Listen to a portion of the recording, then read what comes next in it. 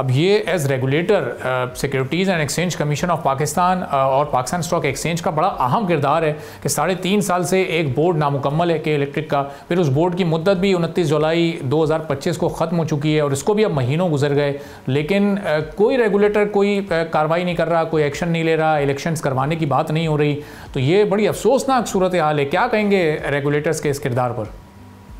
जी बिल्कुल, आप सही फरमा रहे हैं। और इसमें सिर्फ एक ही रेगुलेटर का मेन किरदार है जो कि SECP है।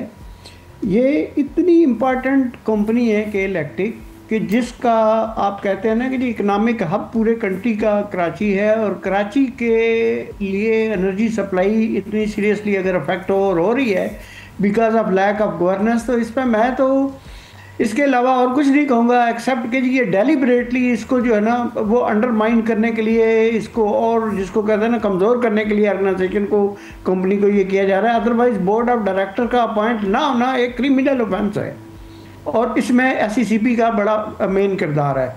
इनको फौरी तौर पर ये किरदार प्ले करना चाहिए और गवर्नमेंट को भी आना चाहिए। इवन मिनिस्ट्री ऑफ फाइनेंस को, मिनिस्टर ऑफ फाइनेंस को should take serious note of this negligence at the part of SECP।